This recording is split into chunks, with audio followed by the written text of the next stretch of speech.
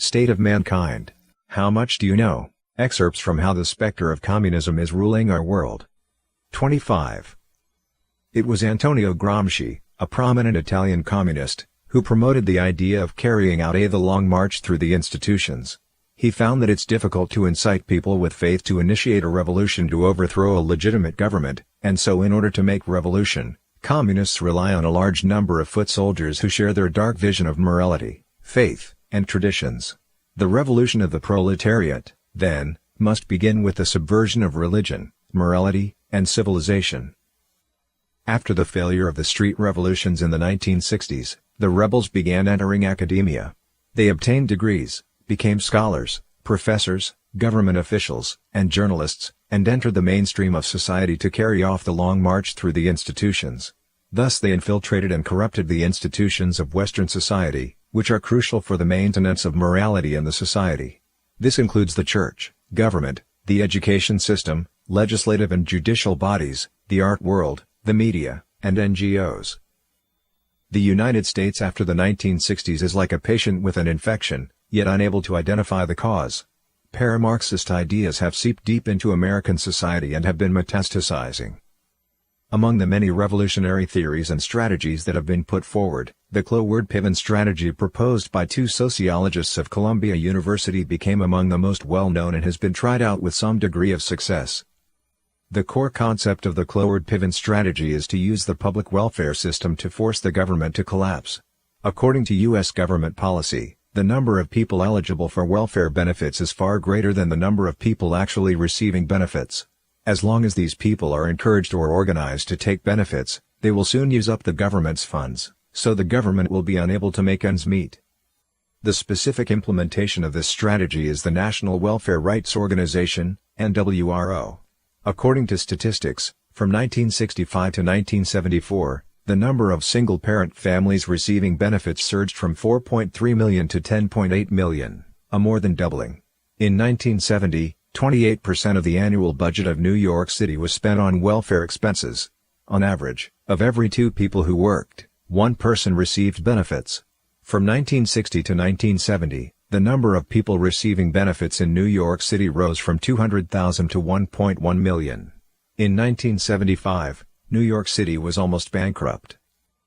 The Cloward-Piven strategy is intended to lead to a crisis. It can thus also be regarded as an implementation of Alinsky's theories, one of which is to make the enemy live up to its own book of rules. Since the Bolshevik Revolution led by Lenin, the Communist Party has been good at intrigue and scheming. With a very small number of people, it created powerful revolutions and crises that it could then take advantage of. Similar things happen in American politics. For example, some of the left's ideas in the United States are so radical that they seem incomprehensible to most people. Why, for instance, do lawmakers and elected officials seem to represent only the voice of extreme minorities, such as transgender people, but ignore the important issues of livelihood of the majority? The answer is simple: they are not representing real public opinion. Lenin once said that labor unions are the transmission belts from the Communist Party to the masses. The Communists found that as long as they control the labor unions, they control a large number of votes. As long as they control the votes, they can make elected officials and lawmakers do their bidding. Therefore, communists seek to gain control of labor unions, thereby controlling a large number of parliamentarians and elected officials to turn the communists' subversive political program into the political program of left-wing politics. W. Cleon Skousen wrote in his book The Naked Communist that one of the Communists' 45 goals is to capture one or both of the political parties in the United States, and this is achieved through such an operation. In order to maintain their basic rights and interests, ordinary workers must join labor unions and thus become their pawns. An identical principle is at work when paying protection fees to organized crime gangs. Trevor Loudon's analysis of how communist parties hijack democratic countries speaks to this point. Loudon divides the process into 3 steps. Step 1. Policy formation. During the Cold War, the Soviet Union and its allies formulated policies aimed at democratic countries. The purpose was to infiltrate and disintegrate these countries and transform them peacefully from within. Step 2. Indoctrination. During the Cold War, thousands of communists from around the world received training every year in the Soviet Union and Eastern Socialist countries. The training focused on how to use labor movements, peace movements, churches, and non-governmental groups to influence leftist parties in their own countries. Step 3. Implementation. After the Cold War, local socialist and communist groups in Western countries began playing a more dominant role.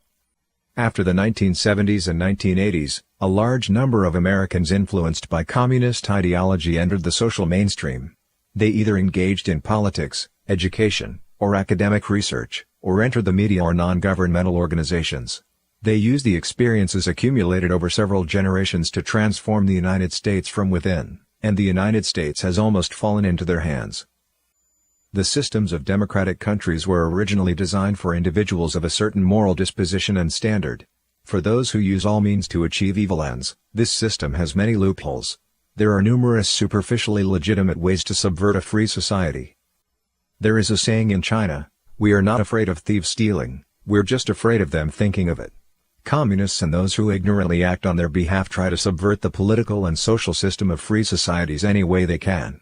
After decades of planning and operation, the governments and the societies of the United States and Western countries have been severely eroded, as communist thinking and elements have entered the U.S. body politic.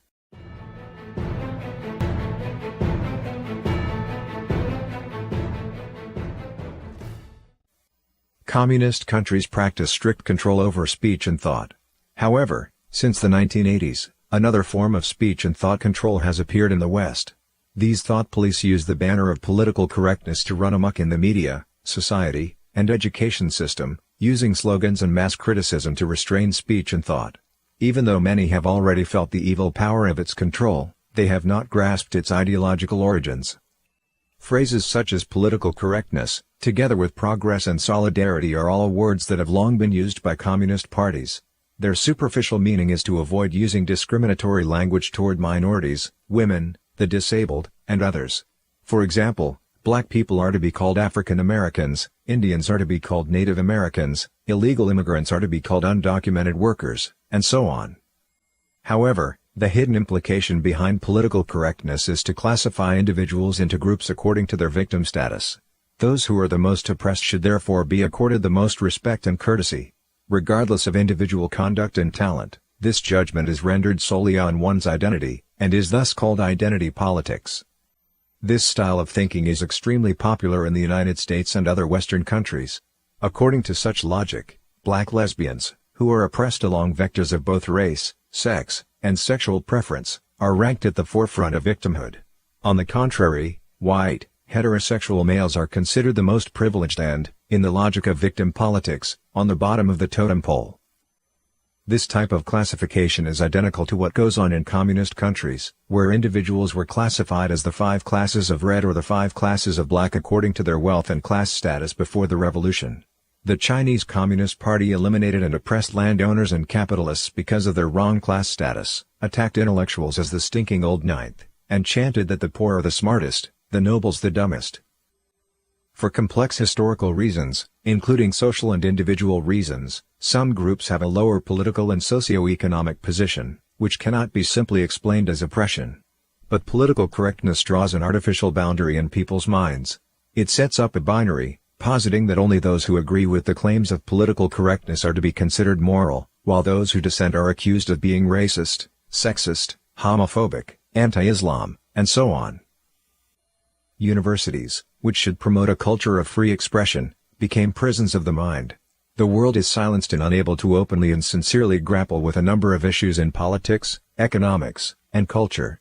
Under the name of political correctness, some organizations further push traditional religion out of the public sphere. Furthermore, some countries have expanded the definition of hate speech, implemented this expanded definition in law, and thus use the law to force schools, media, and internet companies to conform. This is a step toward the same strictures on speech as found in communist states. After the 2016 U.S. election, the United States became further divided. Protest marches erupted in major cities, and violations of freedom of speech began with frequency. In September 2017, the appearance of conservative author Ben Shapiro, invited to speak at the University of California, Berkeley, was derailed due to Antifa's threats to provoke violent conflict. Berkeley police stood ready and dispatched 3 police helicopters, and security expenses were estimated at over $600,000. A reporter asked a young student protester, "What about the First Amendment?" The student said it was no longer a relevant document. Ironically, one signature event that marked the start of the student movement in 1964 was a fight for freedom of speech at Berkeley. These days, the left uses the right to speech in an attempt to deprive others from having a legitimate outlet for their own voice. In March 2017, American social scientist Charles Murray was invited to speak at Middlebury College in Vermont. While there, he was physically assaulted and an accompanying professor at the college was injured.